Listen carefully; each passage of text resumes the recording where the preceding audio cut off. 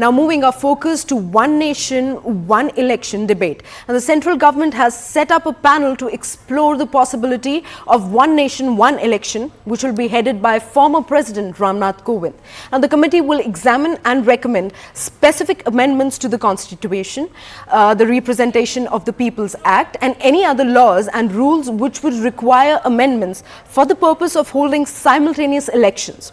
Now, the 8 members of committee formed by the government includes Home Minister Amit Shah, Leader of Opposition in the Lok Sabha Adhir Ranjan Chowdhury, Democratic Progressive Azad Party's President Ghulam Nabi Azad are also among others. Now, the inclusion of Ghulam Nabi Azad has not really gone down well with the Congress, and Congress has hit out at the BJP, saying that instead of appointing Rajya Sabha's current leader of opposition, the government has appointed a former leader of opposition. Congress further attacked, saying that BJP is excluding fierce opponents, and asked the centre why Congress President Mallikarjun Kharge has been excluded. ये कोई नया बात नहीं है, वो implement नहीं किया। कांग्रेस का गवर्नमेंट का ताकत नहीं था, मोदी जी का ताकत है, वो इम्प्लीमेंट करने जा रहा है, इम्प्लीमेंट होना चाहिए। इसमें थाउजेंड्स ऑफ करोड़ देश का सेव होगा उस काम में, और भी हॉस्पिटल, और भी सड़क, और भी रोजगार, और भी नया एयरपोर्ट, नया सी पोर्ट बनेगा, और भी राजमार्ग बनेगा। बहुत रुपया इसमें आपका सेव होगा, एक नंबर। और दूसरा नंबर है, हर चुनाव में एमसीसी लगता है, वो चुनाव का 3 महीने पहले, चुनाव का 3 महीना बाद, 1 साल पूरा चला जाता है, ब्यूरोक्रेट काम नहीं करता है। इसलिए ये सही वक्त पर सही कदम।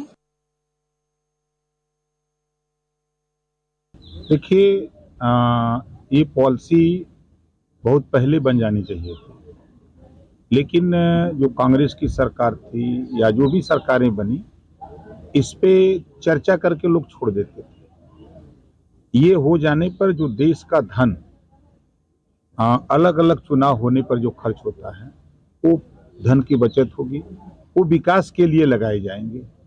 और पता लगता है कि कभी इस स्टेट का चुनाव तो कभी उस स्टेट का चुनाव तो कभी उस स्टेट का चुनाव, तो देश का धन जो है नाजायज खर्च होता है। अखिलेश यादव बार बार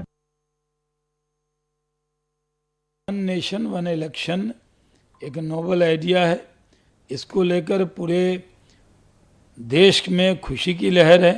हर कोई चाहता है कि ये जो चुनाव है वो पूरे देश में बार बार होते हैं, उससे डेवलपमेंट रुकता है, मॉडल कोड ऑफ कंडक्ट लग जाता है, नेता व्यस्त रहते हैं, लॉन्ग टर्म प्लान नहीं बन पाता है। तो एक साथ चुनाव हो, ये तो सबके लिए अच्छा है। और चुनाव कब हो नहीं हो, इससे विपक्षी को क्या फर्क पड़ रहा है। कई विपक्षी दल के लोग भी कह रहे हैं कि वन नेशन वन इलेक्शन के वो पक्ष में है। तो इसमें पहले जब नेहरू जी के वक्त में होता था one nation one election,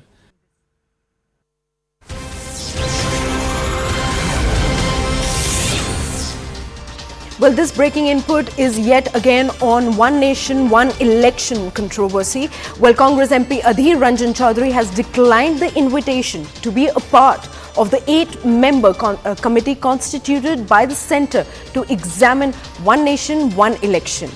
Now, he writes a letter to the Union Home Minister Amit Shah declining and subjecting speculations. This is the letter out there. We are opening out for you. Let's read it out for you. He says, I have no hesitation whatsoever in declining to serve on the committee whose terms of references have been prepared in a manner to guarantee its conclusion. Now, it is, I am afraid, a total eyewash, and I have no hesitation in whatsoever declining to serve the committee. Moreover, the sudden attempt, he says, to thrust a constitutionally suspect, pragmatically non-feasible and logically unimplementable idea on the nation. Now, let's quickly move towards listening to a reaction on this story.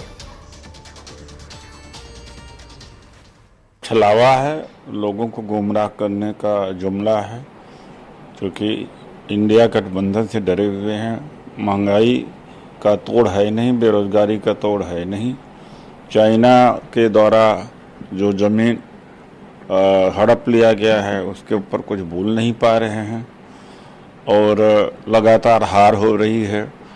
तो प्रमुख मुद्दों से भटकाने के लिए यह कार्य किया है और अधीर रंजन जी ने जो अस्वीकार किया है 8 सदस्यीय कमेटी से, उसका हम स्वागत करते हैं। और रामनाथ कोविंद जी को ढाल बनाया जा रहा है, क्योंकि एक तो दलित हैं और एक तरह से संविधान को खत्म करने की कयावत है।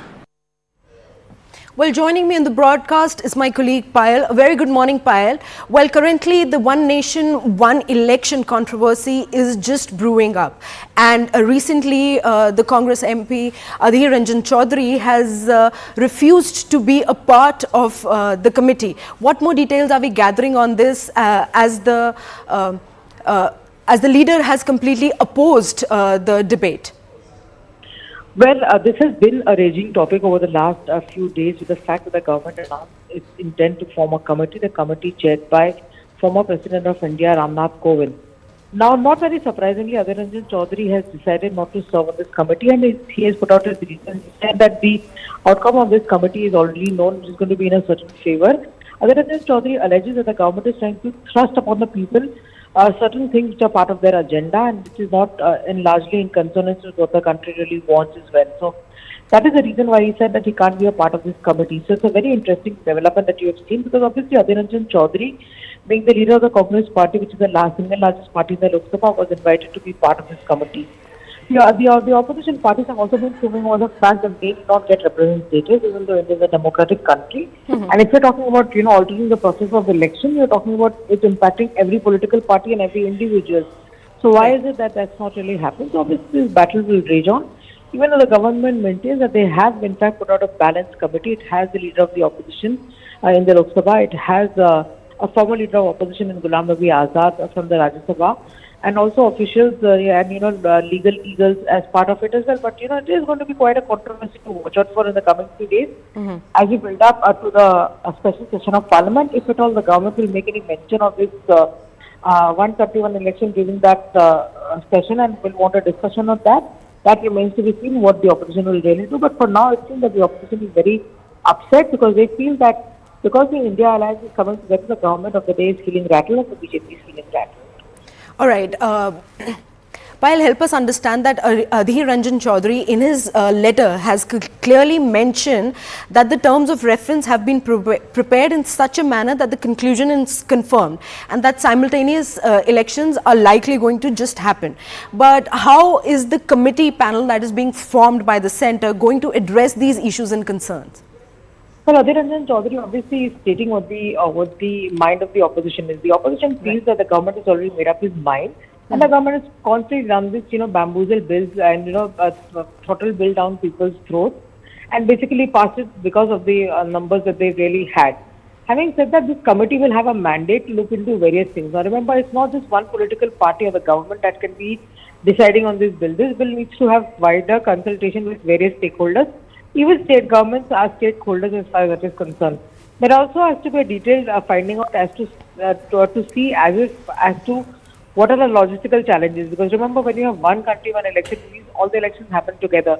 Do we have the manpower in place? Do we have the kind of VVPATs or probably voting machines that need to be procured? Is that in place? So all of these things have to be looked into. Because you are looking at electoral reforms, and these reforms are here to stay. It's not for one election or two elections as well. So that is something which is very, very important to watch out for. Also, is the government in a tearing hurry? Is the government going to give the committee enough time to look into these deliberations? That also remains to be seen, because you're looking at the month of September right now, and by the month of February you can expect that the model code of conduct is present for the Lok Sabha election. So is it too early to sort of ask all the elections to happen together, or is this a long drawn process, or is this something that India wants to prepare for the future? That also remains to be seen, but it depends on what the outcome of these meetings will be. Because after these meetings, this committee will have to submit its report, and I'm sure the report has to be adopted by Parliament.